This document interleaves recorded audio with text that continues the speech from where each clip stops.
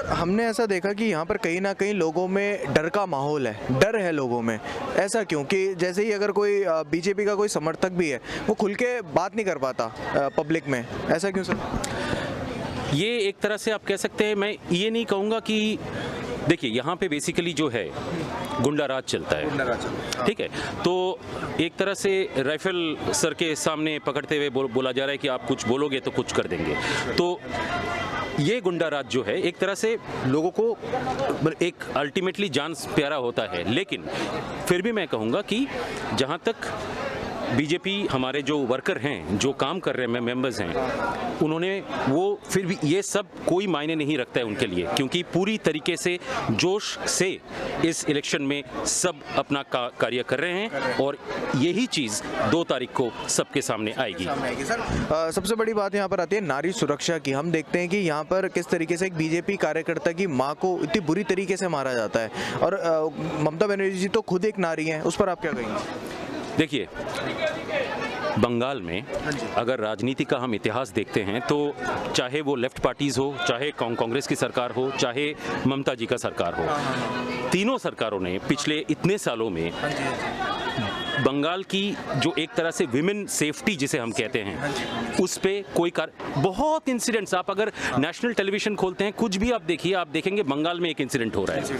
तो ये चीज़ ये साबित करती है कि किस तरीके से मतलब कोई सिक्योरिटी, विमेन सिक्योरिटी जो है वो विमेन सिक्योरिटी के नाम पे बंगाल सिर्फ एक धब्बा के रूप में रह गया है। हाँ जी सर, कट मनी की बहुत बड़ी समस्या है यहाँ पर। एक पिन लेने जाते हैं उस पर भी कट मनी देना होता है, एक बिल्डिंग बनाने जाओ उस तक कट मनी पूरी तरीके से है।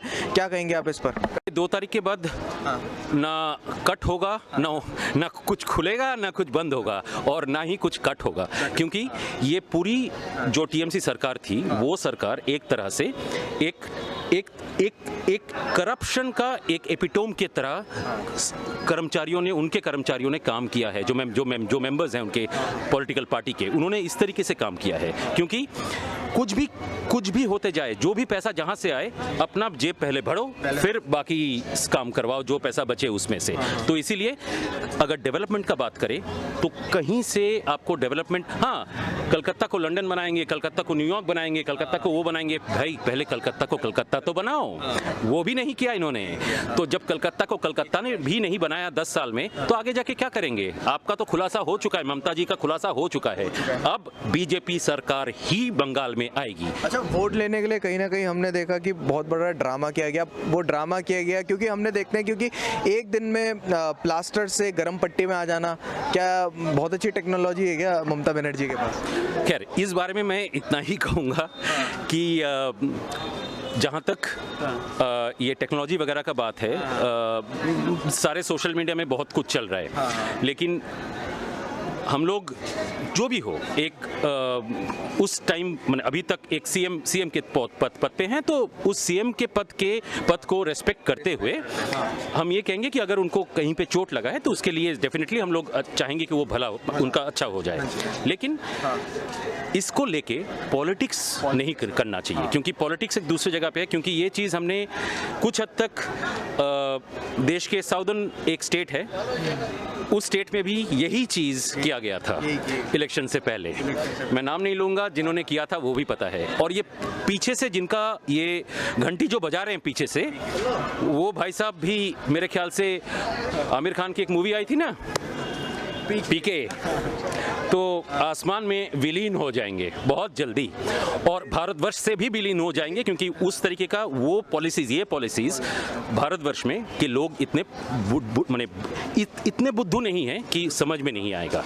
सर हम देख रहे हैं यहाँ पर बिल्कुल भी हेल्दी पॉलिटिक्स नहीं है टीएमसी के द्वारा। जैसे आपने अभी रिस्पेक्ट की बात करी है, जैसे आप सीएम जी को रिस्पेक्ट भी दे रहे हो, और हमारे प्रधानमंत्री जी ने भी रिस्पेक्ट देने की बात करी थी ममता बनर्जी को, लेकिन हम देख रहे हैं यहाँ पर टीएमसी के जो कार्यकर्ता है वो दीवारों में चित्र बना रहे हैं, फोटोज बना रहे हैं, जिसमें मोदी जी का सर है और मोदी जी के सर से ममता बनर्जी फुटबॉल खेल रही है, मोदी जी का सर है और उसके ऊपर जूता रखा हुआ है ममता बनर्जी का। ये हेल्दी पॉलिटिक्स तो कहीं से भी नहीं हो सकती ना। ये हम देख रहे हैं वेस्ट बंगाल की संस्कृति भी ये नहीं है। देखिए, जहाँ तक संस्कृति का सवाल है, ये संस्कृति को ये जो बिगाड़ने का काम है ये सिर्फ पिछले 10 साल तो काफ़ी ज़्यादा हुआ है, लेकिन उससे पहले भी होते आया है। तो इसीलिए इस तरीके का एक घिनौना, बहुत ही माने बिलो, जिसे कहते हैं बिलो द बेल्ट, इस तरीके का जो चीज़ सामने ला रहे हैं, ये सही मायने में एक राजनीति नहीं कहलाती है। आप असम चले जाइए, आप कहीं भी चले, इलेक्शन हर जगह हो रही है, लेकिन बिलो द बेल्ट हम कभी किसी को नहीं मारते हैं, क्योंकि वो चीज़ नहीं करना चाहिए। वो एक शुद्ध राजनीति नहीं होता है। सो राजनीति अगर करना है आप इश्यूज पे कीजिए, पॉलिसीज पे कीजिए, लेकिन इस तरीके से नहीं कि किसी के सर के ऊपर पैर रख रहा हूँ या कुछ कर रहा हूँ, इस तरीके से नहीं होना चाहिए। अच्छा सर, एक आखिरी सवाल पूछना चाहूँगा। हम देख रहे हैं इतने समय से कि कहीं ना कहीं गर्मा गर्मी जो बढ़ गई है यहाँ पर, उसके बाद अब सामने अमित शाह जी इतनी सारी पॉलिसीज़ लेके आते हैं। क्या लगता है, क्या इस बार परिवर्तन होगा? क्योंकि अमित शाह जी ने बोला आपने इतना समय कांग्रेस को दे दिया, उसके बाद सीपीएम को दे दिया, उसके बाद टीएमसी को आपने 10 साल दे दिए, क्या अब बीजेपी को 5 साल देने चाहिए बंगाल की जो जनता है उनको? मैं यही कहूँगा कि जो तृणमूल सरकार 10 साल में, लेफ्ट सरकार 30-20 के ऊपर साल में, उसके पहले कांग्रेस की सरकार थी, वो सरकार ने जो नहीं दे पाए, 5 साल में बीजेपी सरकार पश्चिम बंगाल में वो करके दिखाएगी।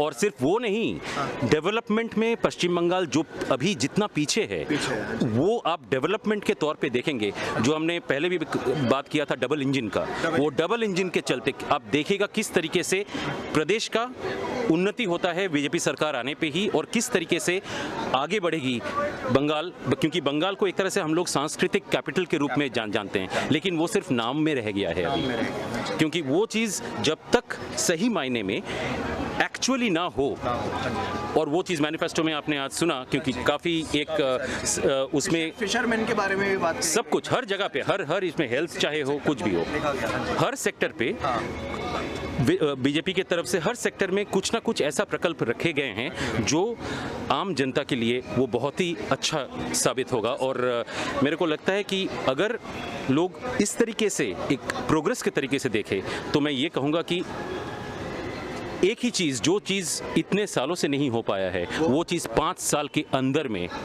बीजेपी सरकार करके दिखाएगी। चलिए, बहुत बहुत शुक्रिया सर हमारे साथ जुड़ने